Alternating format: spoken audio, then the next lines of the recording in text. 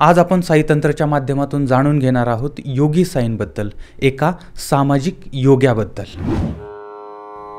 योगी साई। कुंभमेळा आला की वेगवेगळ्या आखाड्यांचे अनेक साधू दिसतात। अंगाला राख लावलेली, काही नग्न, पूर्ण जटा वाढलेल्या।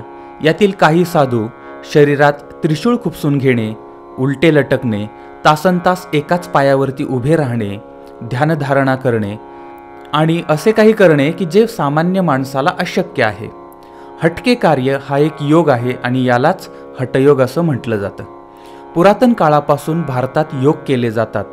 भारतात उत्पन्न सर्वच धर्मामध्ये या योगांचं महत्त्व प्रतिपादन केलंय। योगांचे 8 प्रकार आहेत। त्यातला पहिला यम।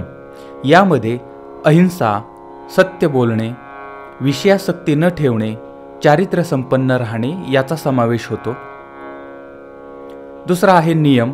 यामध्ये पवित्रता, संतुष्टी, तप, शिक्षण, समर्पण या 5 क्रिया येतात। तिसरे आहे आसन। यामध्ये बसण्याचे आसन आणि पतंजलीचे सूत्र येते। चौथा आहे प्राणायाम।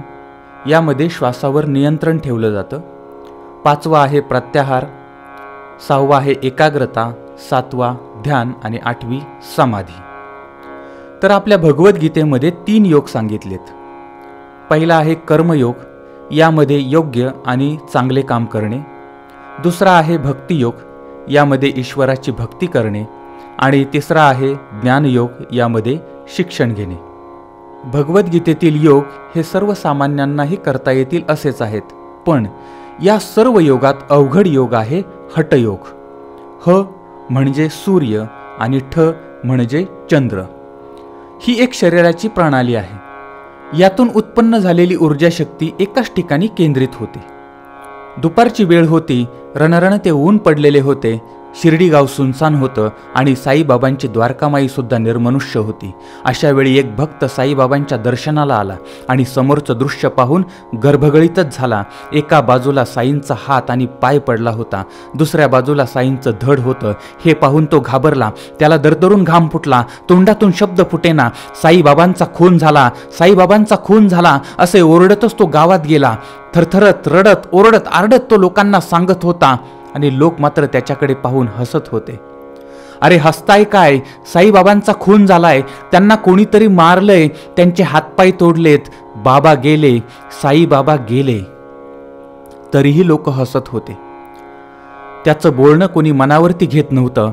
अखेर काही मंडळींना घेऊन तो द्वारकामाईमध्ये आला आणि पाहतो तर काय, साईबाबा हसत मुखानं बसलेले आणि शिर्डीचे लोकही हसत होते।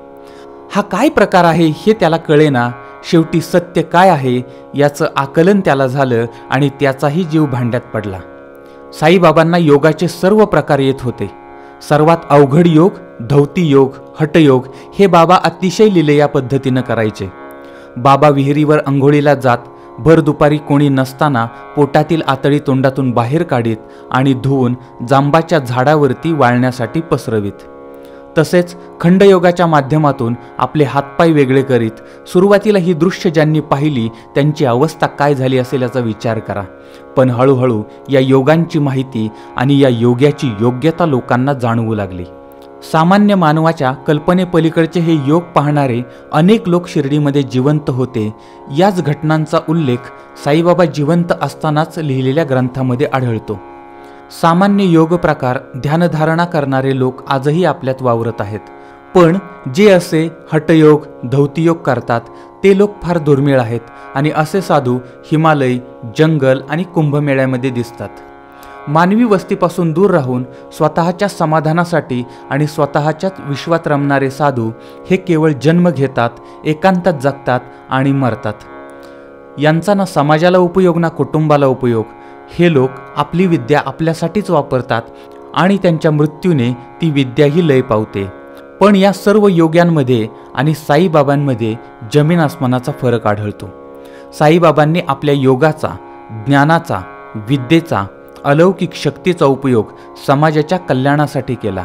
लोकांचं दुःख, दारिद्र्य दूर करण्यासाठी तो केला। ते हिमालय किंवा जंगल सोडाच, पण शिर्डी किंवा आजूबाजूची 3-4 गावं सोडली तर आयुष्यभर कुठेही गेले नाहीत, पण सगळं जग मात्र त्यांच्या पायापाशी आलं. आणि याचमुळे साईबाबा वेगळे ठरतात, कारण ते एक सामाजिक योगी होते. हे साईतंत्र आणि हे विचार जर तुम्हाला योग्य वाटले तर तुमचे आशीर्वाद आणि सहकार्य आमच्या पाठीशी असू द्या, एवढीच विनंती करतो. धन्यवाद. जय साईराम.